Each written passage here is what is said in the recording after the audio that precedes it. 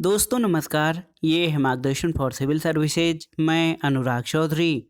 दोस्तों assistant professor परीक्षा के लिए सभी अभ्यर्थियों के लिए अनिवार्य खंड सामान्य अध्ययन के महत्वपूर्ण अध्ययन सामग्री में इस वीडियो में प्रस्तुत है। भारतीय अर्थव्यवस्था यानी इंडियन इकोनॉमी से संबंधित महत्वपूर्ण स्टडी मटेरियल। इसमें आज की वीडियो में हम जनसंख्या, गरीबी एवं बेरोजगारी तथा बहुआयामी गरीबी सूचकांक के बारे में पढ़ेंगे। साथ ही इस अध्याय से संबंधित महत्वपूर्ण तथ्यों को भी कवर करेंगे जो आपके आगामी परीक्षाओं के लिए बहुत ही उपयोगी है। तो आइए शुरू करते हैं आज का वीडियो। भारतीय अर्थव्यवस्था से संबंधित महत्वपूर्ण अध्ययन सामग्री। इसमें सबसे पहले हम जनसंख्या से संबंधित महत्वपूर्ण प्रश्नों को देखेंगे। दोस्तों, भारत का क्षेत्रफल विश्व के क्षेत्रफल का 2.4% है और ये विश्व में 7वां स्थान है। लेकिन जनसंख्या की दृष्टि से देखा जाए तो भारत में दुनिया की 17.5% यानी 17.5% जनसंख्या रहती है। भारत के सर्वाधिक जनसंख्या वाले 5 राज्य कौन कौन से हैं? तो सबसे अधिक जनसंख्या वाला राज्य उत्तर प्रदेश है, दूसरे स्थान पर महाराष्ट्र, तीसरे पर बिहार, चौथे पर पश्चिम बंगाल और 5वें स्थान पर संयुक्त आंध्र प्रदेश है। न्यूनतम जनसंख्या वाले 3 राज्यों में सबसे कम जनसंख्या वाला राज्य सिक्किम, दूसरे पर मिजोरम, तीसरे पर अरुणाचल प्रदेश है। दोस्तों, अगर हम सर्वाधिक दशकीय वृद्धि दर वाले 5 राज्यों की बात करें तो सबसे अधिक दशकीय वृद्धि दर मेघालय की है, अरुणाचल प्रदेश दूसरे स्थान पर, तीसरे पर बिहार, चौथे पर मणिपुर और संयुक्त जम्मू कश्मीर 5वें स्थान पर है। न्यूनतम 10 की वृद्धि वाले 5 राज्यों में नागालैंड सबसे कम 10 की वृद्धि दर वाला राज्य है, दूसरे स्थान पर केरल, तीसरे पर गोवा, चौथे पर संयुक्त आंध्र प्रदेश और 5वें पर सिक्किम है। देखिए दोस्तों, सर्वाधिक लिंगानुपात वाले 5 राज्य कौन कौन से हैं?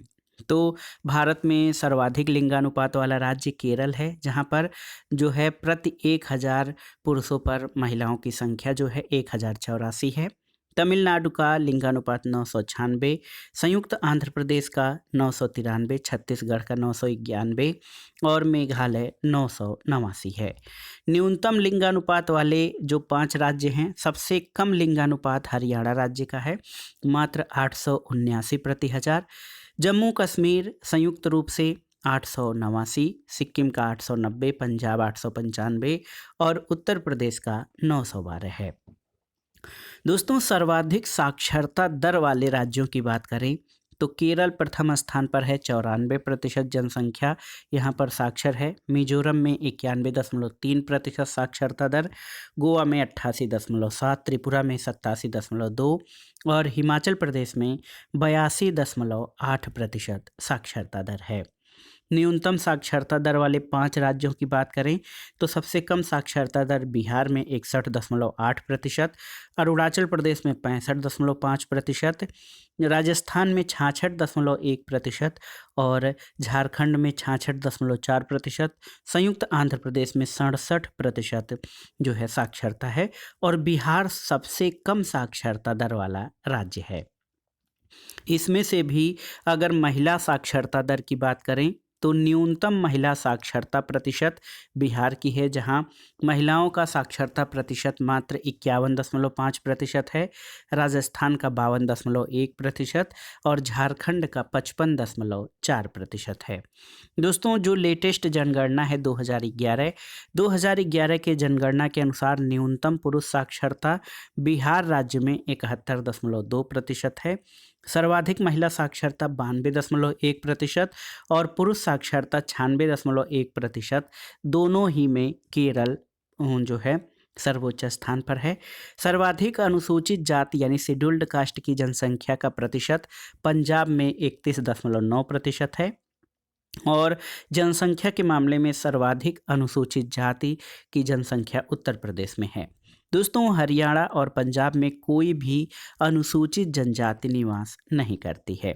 और विश्व बैंक के वर्ष 2019 के आंकड़ों के अनुसार जन्म के समय जीवन प्रत्याशा वर्षों में सर्वाधिक हांगकांग में, उसके बाद जापान में है। 2011 की जनगणना के अनुसार भारत में 10 की वृद्धि दर आप जानते भी होंगे 17.7% है और भारत के जनसंख्या इतिहास में वर्ष 1921 को ग्रेट डिवाइडिंग ईयर या ईयर ऑफ ग्रेट डिवाइड कहा जाता है, महान विभाजक वर्ष, क्योंकि इस वर्ष जनसंख्या में 10 की वृद्धि दर ऋणात्मक रही थी। दोस्तों, जनसंख्या में जो है जनगणना 2011 के अंतिम आंकड़ों के अनुसार न्यूनतम जनसंख्या घनत्व वाले 5 राज्यों में सबसे कम जनसंख्या घनत्व अरुणाचल प्रदेश का मात्र 17 व्यक्ति प्रति वर्ग किलोमीटर, मिजोरम में 52, सिक्किम का जनसंख्या घनत्व 86, नागालैंड का 119 और हिमाचल प्रदेश का 123 है। जनगणना 2011 के अंतिम आंकड़ों के अनुसार सर्वाधिक जनसंख्या घनत्व वाले राज्यों में बिहार में सर्वाधिक जनसंख्या घनत्व 1106 व्यक्ति प्रति वर्ग किलोमीटर, पश्चिम बंगाल में 1028, केरल में 860 और उत्तर प्रदेश में 829 है। जनगणना 2011 के अंतिम आंकड़ों के अनुसार भारत में साक्षरता दर 73%, इसमें पुरुषों की साक्षरता दर 80.9% और याद रखिएगा महिलाओं का 64.6% पर है। केरल के बाद दोस्तों पश्चिम बंगाल का बर्धमान जिला प्रथम पूर्ण साक्षर जनपद है। और देखिए, जनगणना 2011 के अंतिम आंकड़ों के अनुसार उत्तर प्रदेश की साक्षरता दर 67.7% है। उत्तर प्रदेश में पुरुष साक्षरता 77.3% और महिला साक्षरता दर 57.2% है। दोस्तों, संयुक्त आंध्र प्रदेश की बात इसलिए की जा रही है क्योंकि उस समय जनगणना 2011 के समय आंध्र प्रदेश का विभाजन नहीं हुआ था और आंध्र प्रदेश और तेलंगाना दोनों के आंकड़े इसमें शामिल हैं और संयुक्त जम्मू कश्मीर में जम्मू कश्मीर और लद्दाख दोनों केंद्र शासित प्रदेशों के आंकड़े शामिल किए गए हैं। जनसंख्या के बाद आइए गरीबी और बेरोजगारी के बारे में पढ़ते हैं। दोस्तों, गरीबी क्या है? पॉवर्टी। तो गरीबी या निर्धनता आप जान लीजिए कि वो स्थिति होती है जब किसी व्यक्ति को जीवन की न्यूनतम आधारभूत सुविधाएं और आवश्यकताएं जैसे भोजन, कपड़ा और मकान भी उपलब्ध नहीं हो पाता है। यानी जब मनुष्य अपनी बुनियादी आवश्यकताओं की पूर्ति भी कर पाने की स्थिति में नहीं होता है, तब उसे गरीब की श्रेणी में गिना जाता है। विकासशील देशों के संबंध में पहला वैश्विक गरीबी अनुमान वर्ल्ड डेवलपमेंट रिपोर्ट वर्ष 1990 में मिलता है और यूनाइटेड नेशंस डेवलपमेंट प्रोग्राम ने 1997 में मानव गरीबी सूचकांक यानी ह्यूमन पॉवर्टी इंडेक्स प्रस्तावित किया, जिसमें वंचन के अत्यंत आधारभूत संकेतकों का उपयोग किया गया, जैसे लघु जीवन, बेसिक शिक्षा का अभाव, सार्वजनिक और निजी संसाधनों तक पहुंच का अभाव। वर्ल्ड डेवलपमेंट रिपोर्ट में गरीबी को परिभाषित करते हुए कहा गया कि गरीबी निम्नतम जीवन यापन स्तर प्राप्त करने की असमर्थता है, यानी जब न्यूनतम जीवन यापन स्तर भी प्राप्त नहीं किया जा सके तो उस स्थिति को गरीबी या निर्धनता कहते हैं। दोस्तों, सैद्धांतिक रूप से गरीबी की माप करने के लिए रिलेटिव यानी सापेक्ष और एब्सोल्यूट यानी निरपेक्ष प्रतिमानों का प्रयोग किया जाता है। सापेक्ष गरीबी क्या है? तो दोस्तों, सापेक्ष या रिलेटिव पॉवर्टी ये स्पष्ट करती है कि विभिन्न आय वर्गों के बीच कितनी विषमता है। इसे मापने के लिए 2 विधियों का प्रयोग किया जाता है, एक लारेंज वक्र और दूसरा गिनी गुणांक। लारेंज वक्र और गिनी गुणांक दोनों ही आय की विषमता की माप से संबंधित हैं।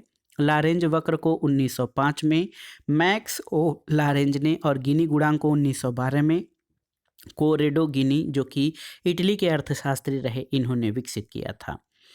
लारेंज वक्र पूछता भी है दोस्तों, लारेंज वक्र व्यक्तियों की आय वितरण का रेखा चित्रीय प्रदर्शन है और इसके तहत आय प्राप्तकर्ताओं और उनके द्वारा अर्जित आय की कुल आय में संचयी प्रतिशतता के मध्य रेखा चित्र बनाया जाता है और बनाया गया लारेंज वक्र पूर्ण समता रेखा, यानी जब आय वितरण समान होता है कि जितने पास होगी आय की विषमता उतनी ही कम होगी। और आप यहाँ पर देख सकते हैं कुल आय का संचयी प्रतिशत और आय प्राप्तकर्ताओं का संचयी प्रतिशत। यहाँ पर पूर्ण समता रेखा है जो कि दर्शाई गई है और लारेंज वक्र इस तरह से दर्शाया गया है। गिनी गुणांक या कैपिटल जी से प्रदर्शित किया जाता है।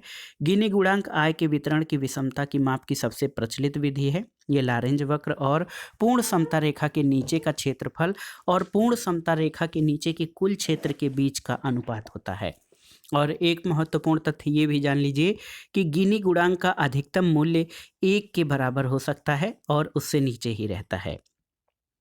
नोबेल पुरस्कार से सम्मानित अर्थशास्त्री प्रोफेसर अमर्त्य सेन यानी ए.के. सेन ने आय के स्तर और उसके वितरण के आयाम को जोड़कर आर्थिक कल्याण की माप के लिए विषमता समायोजित प्रति व्यक्ति आय धारणा का विकास किया है।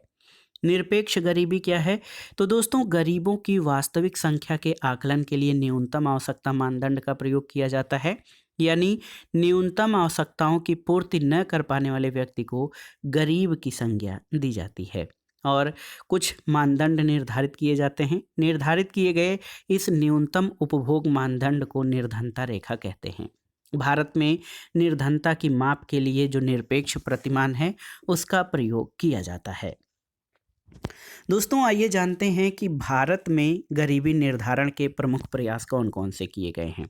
तो सबसे पहले भारत में दादा भाई नौरोजी की पुस्तक poverty and un British rule in India में गरीबी के मापन की अवधारणा प्रस्तुत की गई और भारत में गरीबी की माप से संबंधित प्रमुख अर्थशास्त्रियों में वी.एम. दांडेकर और एन. रथ, वी.एस. मिन्हास, पी.डी. ओझा, प्रणव वर्धन, एस.पी. गुप्ता, सुरेश तेंदुलकर और सी रंगराजन आदि अर्थशास्त्री हैं। दोस्तों, भारत में निर्धनता रेखा के निर्धारण का पहला आधिकारिक प्रयास योजना आयोग द्वारा जुलाई 1962 में किया गया था और 1977 में योजना आयोग द्वारा गठित कार्यदल ने 1973-74 को आधार वर्ष मानते हुए पहली बार प्रतिदिन न्यूनतम भोजन ऊर्जा के आधार पर गरीबी का निर्धारण किया और इसमें ये माना गया कि ग्रामीण क्षेत्र का वह व्यक्ति जो प्रतिदिन 2400 कैलोरी और शहरी क्षेत्र का वह व्यक्ति जो प्रतिदिन 2100 कैलोरी भोजन प्राप्त करने में असमर्थ है वो गरीब है। तो याद रखिएगा दोस्तों, न्यूनतम भोजन ऊर्जा आवश्यकता के आधार पर 1977 में योजना आयोग द्वारा गठित टास्क फोर्स ने 1973-74 को आधार मानते हुए पहली बार गरीबी रेखा का निर्धारण किया और इसमें ये माना गया कि वो व्यक्ति जो प्रतिदिन 2400 कैलोरी ग्रामीण क्षेत्र में और शहरी क्षेत्र में 2100 कैलोरी भोजन प्राप्त करने में असमर्थ है वो गरीब है। योजना आयोग के द्वारा देश में गरीबी की माप के लिए 1989 में प्रोफेसर डी.टी. लकड़ावाला की अध्यक्षता में एक समिति गठित की गई जिसने अपनी रिपोर्ट 1993 में प्रस्तुत की थी और लकड़ावाला समिति ने प्रत्येक राज्य के लिए अलग अलग गरीबी रेखा का सुझाव दिया। लकड़ावाला समिति के सुझाव पर ग्रामीण और शहरी क्षेत्रों के लिए अलग अलग मूल्य सूचकांक अपनाए जाने लगे और लकड़ावाला समिति ने ग्रामीण क्षेत्रों के लिए कृषि श्रमिकों हेतु उपभोक्ता मूल्य सूचकांक यानी CPI फॉर एग्रीकल्चर लेबर और शहरी क्षेत्र में औद्योगिक श्रमिकों के लिए उपभोक्ता मूल्य सूचकांक को निर्धारित किया और आगे चलकर योजना आयोग ने भारत में गरीबी के आकलन के लिए 2005 में बहुत ही महत्वपूर्ण है सुरेश तेंदुलकर की अध्यक्षता में एक समिति गठित की जिसने अपनी रिपोर्ट नवंबर 2009 में सौंपी। दोस्तों, सुरेश तेंदुलकर की अध्यक्षता में जो समिति गठित की गई उसे तेंदुलकर समिति कहा जाता है। तेंदुलकर समिति ने खाद्य, शिक्षा और स्वास्थ्य सेवाओं पर पारिवारिक व्यय को गरीबी मापन का आधार माना था और इस समिति ने गरीबी मापन की विधि में URP यानी यूनिफॉर्म रेफरेंस पीरियड जिसके अंतर्गत 30 दिनों की याददाश्त अवधि के भीतर उपभोग व्यय को लिया जाता था उसके स्थान पर MRP यानी मिक्स्ड रेफरेंस पीरियड को अपनाया गया और आप जान लीजिए MRP के तहत 5 मद कपड़े, जूता चप्पल, शिक्षा, टिकाऊ वस्तुएं और संस्थागत स्वास्थ्य व्यय को 365 दिन की याददाश्त अवधि के लिए जबकि शेष मदों को 30 दिन की याददाश्त अवधि के लिए उपभोग व्यय के आंकड़े लिए जाते हैं। और दोस्तों देखिए, इस प्रविधि के द्वारा जब जोड़ा गया तो 2011-12 में भारत में 21.9% आबादी गरीबी रेखा के नीचे पाई गई, ग्रामीण क्षेत्रों में 25.7% और शहरी क्षेत्रों में 13.7% आबादी गरीबी रेखा के नीचे थी। 2012 में योजना आयोग ने गरीबी निर्धारण के लिए डॉक्टर सी रंगराजन की अध्यक्षता में एक समिति गठित की और इसने 2014 में अपनी रिपोर्ट पेश की। रंगराजन समिति ने ग्रामीण क्षेत्रों के लिए 972 रुपये प्रति व्यक्ति और शहरी क्षेत्रों के लिए 1407 रुपये प्रति व्यक्ति मासिक उपभोग व्यय से कम उपभोग व्यय वाले व्यक्तियों को गरीबी रेखा से नीचे माना था। ये भारत में गरीबी जो है 2011-12 में भारत में गरीबी के तेंदुलकर प्रविधि और रंगराजन प्रविधि की तुलनात्मक स्थिति जान लेते हैं। दोस्तों देखिए, भारत में गरीबी प्रतिशतता कितनी रही है तो तेंदुलकर समिति के अनुसार भारत में 21.9% गरीबी प्रतिशतता रही है, जबकि रंगराजन समिति ने इसे 29.5% माना है। तेंदुलकर समिति ने ग्रामीण क्षेत्रों में 25.7 और शहरी क्षेत्रों में 13.7% गरीबी, कुल 21.9% सकल गरीबी माना है, जबकि रंगराजन समिति ने ग्रामीण क्षेत्रों में 30.9 और शहरी क्षेत्रों में 26.4% मानकर कुल गरीबी 29.5% माना है। भारत में गरीबों की संख्या अगर जो लाख में देखी जाए तो भारत में गरीबों की संख्या तेंदुलकर प्रविधि के अनुसार 2697.8 लाख है, जिसमें ग्रामीण क्षेत्र में 2166.6 लाख और शहरी क्षेत्र में 531.2 लाख, जबकि रंगराजन प्रविधि के अनुसार 3629.9 लाख गरीबों की संख्या रही है। ग्रामीण क्षेत्रों में 2605.2 लाख और शहरी क्षेत्रों में 1024.7 लाख।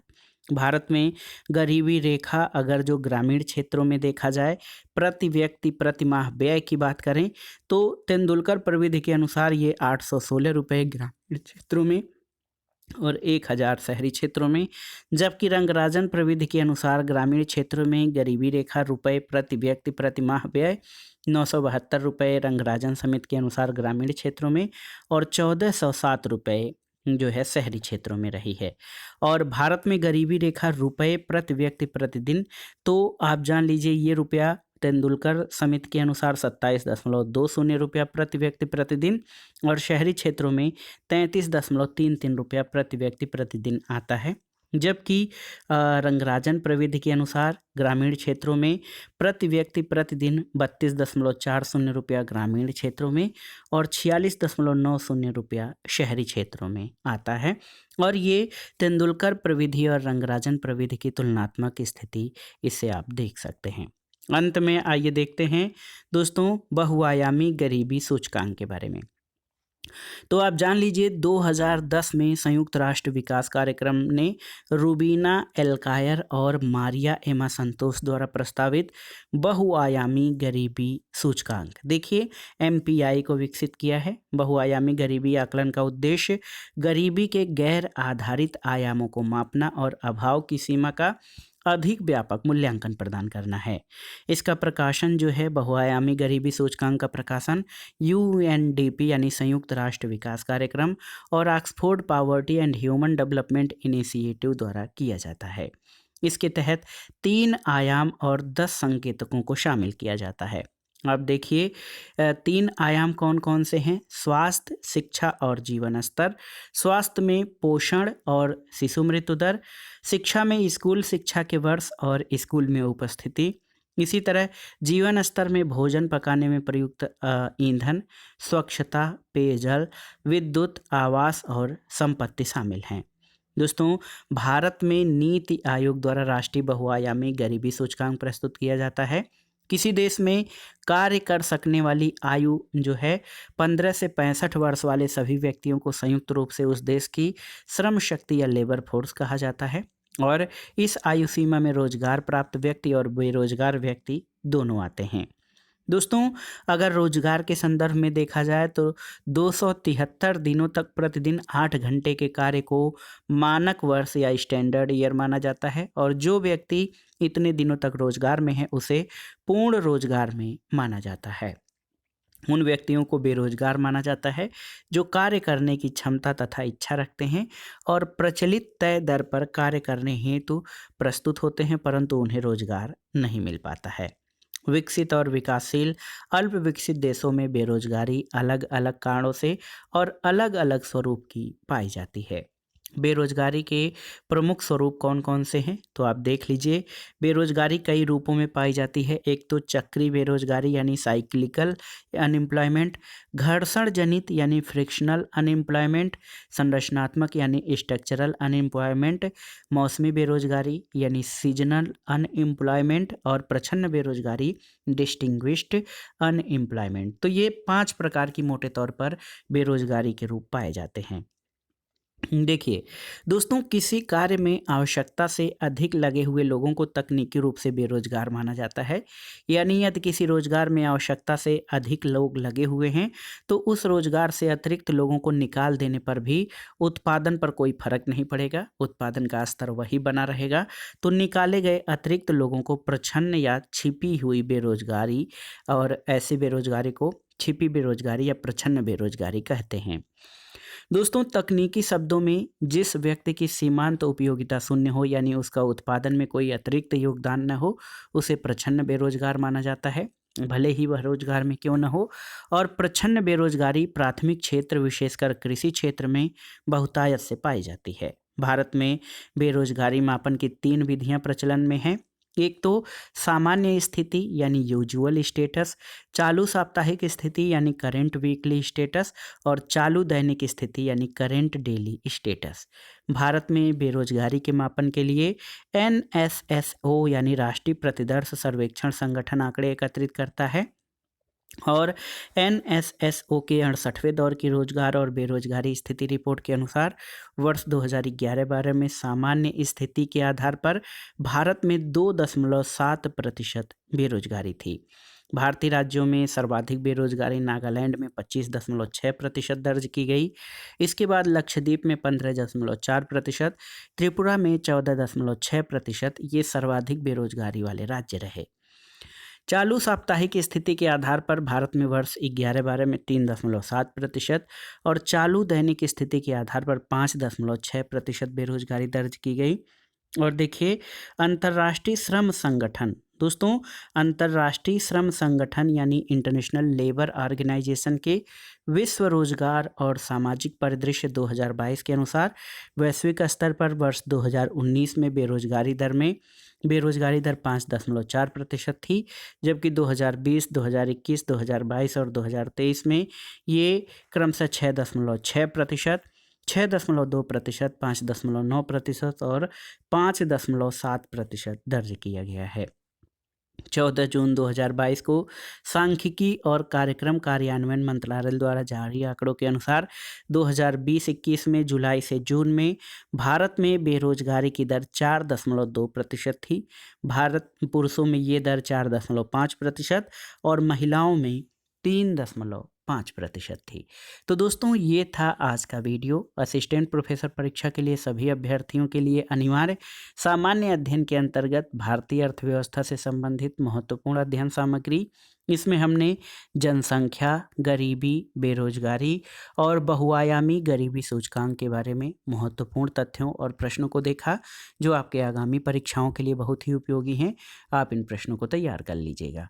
वीडियो आपको कैसा लगा हमें कमेंट बॉक्स में ज़रूर बताइएगा। वीडियो को लाइक करें, शेयर करें और इस चैनल मार्गदर्शन फॉर सिविल सर्विसेज को सब्सक्राइब करें। वीडियो देखने के लिए धन्यवाद दोस्तों। नमस्कार।